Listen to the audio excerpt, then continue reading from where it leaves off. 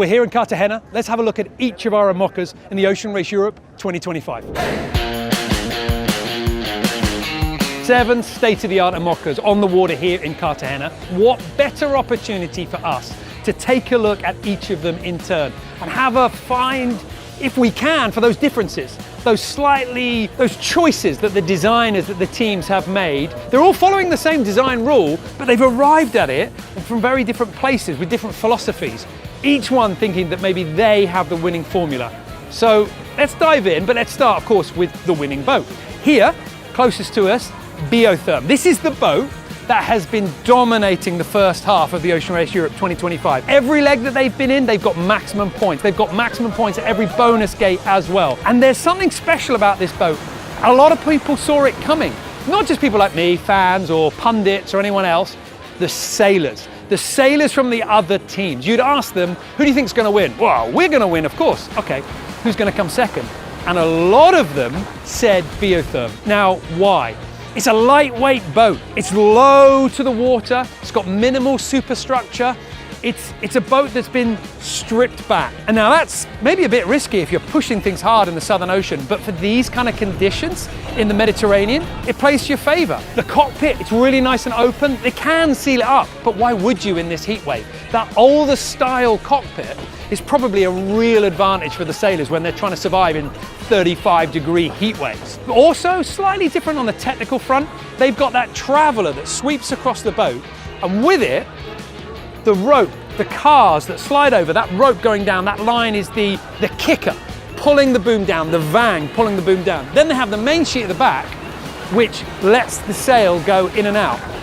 I mean, each boat's doing things a little bit differently, but this one here has chosen that method. What does that mean? Well, it just means if you're going to sail on this boat, you need to know what tools you have. Let's see how that compares with the other boats that we've got down here. So we're in a perfect place here in Cartagena.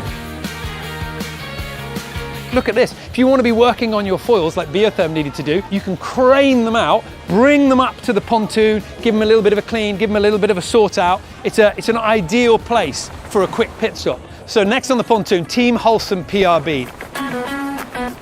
This is another boat that's really low. It's really light. I mean, we say light for an IMOCA. It's a big beast and it needs to withstand a lot of pressure. But that coach roof, really low. On Biotherm and on Wholesome PRB, it's impossible to stand up tall. We're seeing the sailors doing all sorts of yoga moves on the deck just to try and get their back going. But have a look at the foil here. So this is the magic, and it's pretty rare that we actually get a chance to look at it really, really close. They're actually doing a few little repairs here. You can see a little bit of gel coat that they've just been adding on here. I'm just checking my fingers, yeah, and I've just smudged it. Sorry guys, I might have just left my fingerprint on that. But the shape of this foil compared with Biotherm, compared with Team Militia, radically different. This one, it's almost straight. From here to the water, it's almost straight. It's got a little curve in it, but it's mainly straight. So when it goes into the water, there's a lot of foil down underneath. On Biotherm, on Militia, they're really curved. So they grip into the water in a slightly different way. Again, just different philosophies for the teams. They've got multiple routes of access. It's got this nice big one at the back here. We've got these little ones in here, and that's where we see the sailors standing up and helming the boat out at sea. And look at that difference in that main sheet system here. Right at the back of the boom, there's only one system controlling. Then we get onto this is a real fan favorite. Patrick Arquette, this is Johan Richomme. Where's the hatch on this? It's really hidden away. This is a boat that once you get inside, you're in. And the hatch is there.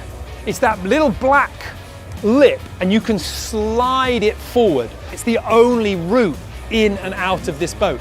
It's designed for one person. I mean, most IMOCAs are, but this was designed for Johan Richomme. It's how he wanted it for sailing around the world deep in that Southern Ocean.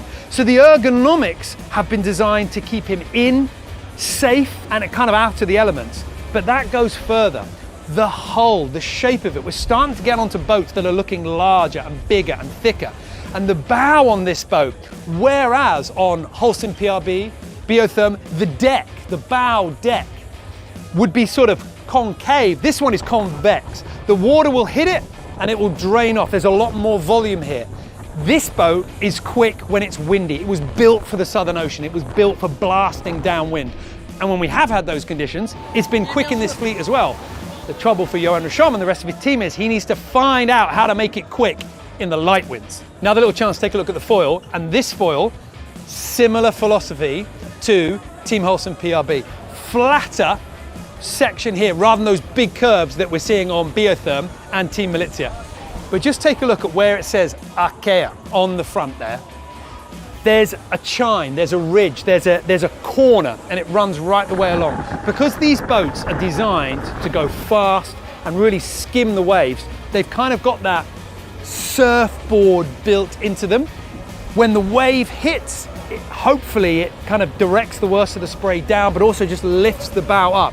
Everything about these boats is built for that moment where the big winds come, the big waves come, and you've got to deal with it.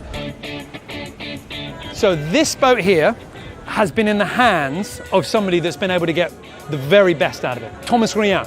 Now he has handed it over to Ambrosio Beccaria, but Thomas Rian is still on board. So there's a lovely little handover there, because you talk to any of these sailors, what really matters is not that the boat's fast, but that the sailor knows how to make it fast. That intellectual property is really valuable. All the little tuning notes that they have, all the little settings. So if you've picked up this boat, if you're Ambrosio Beccaria, you're thinking, where do I even start? Well, you get the guy that used to race it and race it well. You get Thomas Rian on board, and then he can share with you all that information. And it's a beautiful boat. It's somewhere in between what we saw with those really low down lightweight boats and Paprika Océan. The bow is quite up. It's got quite a lot of volume on there. You can see the way it kind of rolls out to the side. But the cockpit here, smaller, less windage, less obstacle for that wind and the waves to kind of roll past, and it's quite open as well. Another foil here, which is using that straight section, but you can't quite tell, but actually when I get up close to it as well, it's got a really big curve. Just on this back section here, it's got a really big curve in it. All these designers, what they're trying to do is they're trying to make a foil that does everything well. In the light winds, it lifts out of the water. In the medium winds, it just barely disturbs the water, giving you a little bit of lift. And in the heavy winds, it's controllable and just lifting the whole boat up. Trouble is, you can't do all three. It is impossible to make a foil which is good at the medium and the extremes of the speed and the wind ranges. So maybe that's why it is a slightly different shape. It's got quite an aggressive curve on the elbow and at the tip. It's got a really clear sort of inflection just at the top there. And that's a little interesting, because when it's fully extended and down on the water, we're used to seeing that tip almost kind of out of the water. Is worth chasing. That little bit of a difference right there, just at the end. But it really does seem to be something that, well, they're staking their hopes on.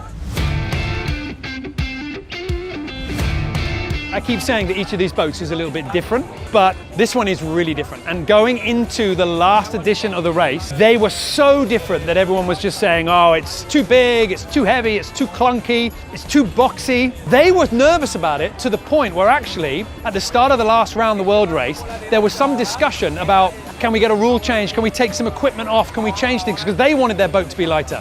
But then they got on the race course, and everyone was amazed at how well this boat did deal with the light winds, but also those heavy winds as well, smashing through the waves. And there's a couple of reasons for this. The boat, the hull, the deck is so high compared to the others, and that's all volume. If you dig that bow into the water, it's just going to lift itself straight back up again. The other boats with those lower decks, when it digs in, it gets stuck in like a knife into the ground. And you take a look at the back here, there is so much superstructure and space.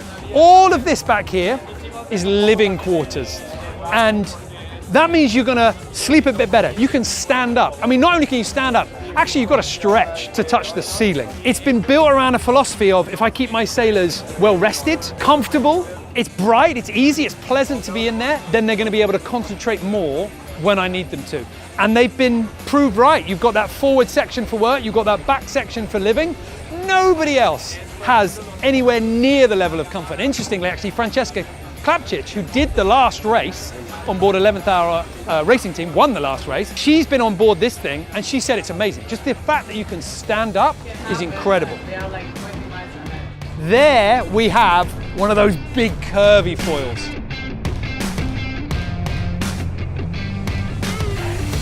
On the deck, just in front of the mast, they've got that big white box. That box has nothing inside it. There is no purpose for that box in terms of systems. There's no pulleys, there's no ropes, there's no hydraulics, no electronics. There's nothing in there. It's a void.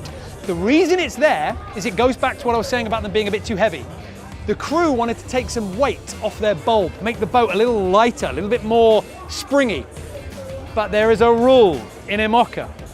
If you tipped your boat right the way upside down, so the keel was pointing in the air, the boat needs to be able to pull the keel to the side and then right itself. Well, if you take weight out of the bulb, when the bulb goes over, it's less effective to pull it over. So the only option they had was to put a big balloon on the deck. And there's a beautiful chance to pan from the beast that is Team Militia, the weight, the colossal size, to the sleekness of Canada Ocean Racing B Water Positive. And you should recognize this boat. This was 11th Hour Racing Team. This boat in different people's hands has been so quick, it's been so fast. Now it's in the hands of Scott Scheuer and he's just fallen in love with it. His aim is to do the Vendée Globe in 2028 on this boat. And everything that we're seeing here with the Ocean Race Europe, the Ocean Race around the world, it's all about learning against the best in the world to try and find that speed. It's somewhere between the comfort that we saw with Team Militia. Indeed, there's a little bit of space in there. And the reason that there's a bit of space and they're using that full width for the coach roof and everything, it's the only boat that has been designed specifically to house 5 people. Every other boat is a solo boat when it started its life, and then there's been some modifications. Concave deck, trying to be light, trying to be low in the water. It is quick. There's something about this boat. They've got a winning formula, those little curves, those little edges. I mean, check out here, if you look at the bow here, compare this with Patrick Arquer, how much the deck tumbles down to the water and how much of a flat bottom you have right up front, that surfboard approach to try and skip the water. But we said you can nosedive with that unless you have the volume, and they do nosedive on board this boat. This boat is a really rough ride. Fast, speedy, but also pretty hectic. Flat section foils to really give you the lift. This boat's really, really quick. Scott Scheuer's got to work it out. He's got to find that intellectual property that I was talking about. He's got to find the settings, but I'm sure he's going to be able to do it with Pip Hare, Brian Thompson. They've got an amazing lineup, and each leg they've been getting better and better. One more IMOCA to take a look at, Team Amala. And we've had to wait for another day because it is an older boat and it is slower. Certainly was slower on leg 2. But there's an awful lot to love about this design. This was the old Hugo Boss, launched in 2019. It was striking then, and I think it's still striking now. The deck looks fantastic. This was one of the first boats to really embrace the fully enclosed cockpit. And inside, it is quite like a cave. But there's one thing that has aged poorly, and that's the foils. You can see already that the foils on these boats are different. Normally, they'd be coming out towards us and sliding into the hull. But here, they come out through the bottom and they pierce their way out through the top. That was the old style, that was the old way of doing it, but there's a reason why it hurts. If you look here, you can see that what Alan Rohrer, the skipper of this boat, has done is he's extended the length of the foil, the chord of the foil, to try and give himself a little bit more wing area and a little bit more lift. But what it means is it won't actually fit inside the hull any more than this. So they're always out, or at least partly out. And that means in the light winds that we've been seeing in the Ocean Race Europe 2025, that's going to be a hindrance. You're not going to be able to pull those foils completely out of the way. The deck, really nice and low, really sleek. The boat looks fast, even though it's tied up to the dock. But those windows are really small, and inside it's dark. The walls are black, and there's not a lot of space. The whole concept of the boat was that the previous skipper would be able to be tucked away in a chair, spring out with one step straight onto the winch, straight onto the controls. This is the boat that's probably the hardest to squeeze all 5 people on. It has its handicaps, absolutely, but it is in the hands of some pretty good sailors and some really enthusiastic youngsters as well. So there we have it, 7 IMOCAs for the Ocean Race Europe 2025. Each of them different, some with some big advantages, others suffering some disadvantages. However, in the hands of some good sailors, each boat might find their leg to shine.